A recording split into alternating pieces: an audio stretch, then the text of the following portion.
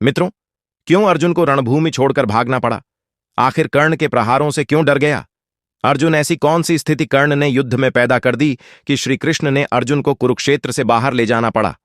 तो मित्रों, जानते हैं इस रोचक घटना के बारे में। आगे बढ़ने से पहले आप हमारी वीडियो को लाइक, चैनल को सब्सक्राइब जरूर करें। मित्रों, कुरुक्षेत्र की रणभूमि में युद्ध अपने चरम पर था। चारों तरफ शंखनाद, टकराते शस्त्रों की गूंज और महायोद्धाओं की गरज से धरती कांप रही थी। इसी बीच दो महान धनुर्धर अर्जुन और कर्ण आमने सामने आ खड़े हुए। कर्ण ने रथ से गरजते हुए कहा, अर्जुन, आज तेरा अंत निश्चित है। मैं तेरा वध करके ही दम लूंगा।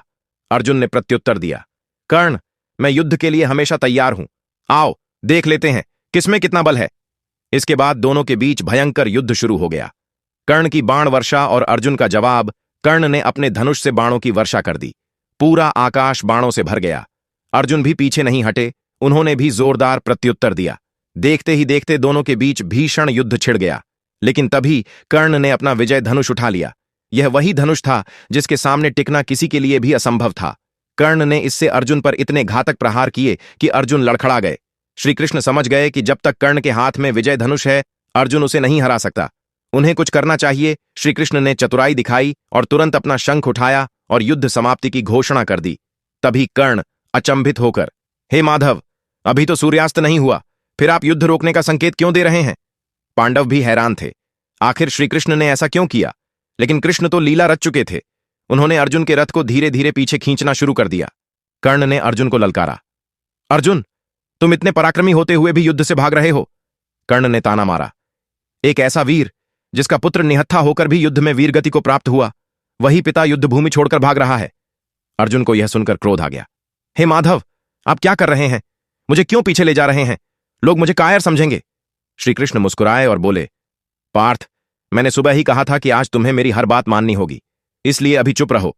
अब मैं तय करूंगा कर्ण और तुम्हारी युद्ध भूमि और सही समय। इतने में नकुल और सहदेव आ गए और उन्होंने कर्ण को युद्ध की चुनौती दे दी। कर्ण ने अपनी दिव्यास्त्रों से दोनों को घायल कर दिया और उनके रथों से बांध दिया। वह चाहता तो उन्हें मार सकता था, लेकिन उसे मां कुंती को दिया वचन याद था, इसलिए उसने उन्हें जीवन दान दिया और अर्जुन की ओर बढ़ गया। कर्ण गरजते हुए बोला, अर्जुन, अगर तुम मुझसे युद्ध नहीं करोगे तो मैं ब्रह्मास्त्र का प्रयोग कर दूंगा। कर्ण का सारथी घबरा गया। स्वामी, ब्रह्मास्त्र का प्रयोग मत करिए। अर्जुन भी ब्रह्मास्त्र छोड़ेगा और अगर दो ब्रह्मास्त्र टकराए तो संपूर्ण सृष्टि का विनाश हो जाएगा। कर्ण ने ब्रह्मास्त्र चलाने की कोशिश की, पर वह निष्फल हो गया। कर्ण सोचने लगा, यह क्या हो रहा है? तभी उसे भगवान परशुराम का दिया हुआ श्राप आंखों के सामने मचलने लगा। कर्ण, तुमने मुझसे झूठ बोलकर शिक्षा ली थी, इसलिए जब भी तुम्हें दिव्यास्त्रों की जरूरत पड़ेगी तुम उनका संज्ञान करना भूल जाओगे। अब कर्ण हताश हो चुका था। श्रीकृष्ण अर्जुन के रथ को ऐसी जगह ले गए जहां कीचड़ था। कर्ण जैसे ही वहां पहुंचा, उसका रथ कीचड़ में धंस गया। वह अपने रथ से नीचे गिर पड़ा। तभी उसे एक ब्राह्मण का दिया श्राप याद आया। हे कर्ण, जिस तरह तुमने मेरे बछड़े को कीचड़ में तीर मारकर मारा है, उसी तरह तुम्हारी भी मृत्यु ऐसी ही स्थिति में होगी। अब कर्ण बुरी तरह से फंस चुका था। कर्ण अर्जुन से बोला, अर्जुन, मुझे मेरा रथ ठीक करने दो। अभी युद्ध के लिए सज नहीं, फिर युद्ध करना। अर्जुन पीछे हटने लगे, लेकिन तभी श्रीकृष्ण बोले, कर्ण, जब अभिमन्यु निहत्था था तब तुमने और तुम्हारे साथियों ने उसे घेर कर मारा था। अब तुम्हें धर्म की बातें याद आ रही हैं? कर्ण को जवाब नहीं सूझा। वह अर्जुन की ओर देखता रहा। श्रीकृष्ण ने अर्जुन से कहा, पार्थ, अब विलंब मत करो। धर्म की रक्षा के लिए कर्ण का वध आवश्यक है। कर्ण ने अपने विजय धनुष को उठाने की कोशिश की। श्रीकृष्ण चिल्लाए, अर्जुन, अगर कर्ण के हाथ में विजय धनुष आ गया तो उसे हराना असंभव हो जाएगा। बस फिर क्या था? अर्जुन ने गांडीव उठाया और पूरी ताकत से एक बाण छोड़ा जो सीधे कर्ण के वक्षस्थल में लगा।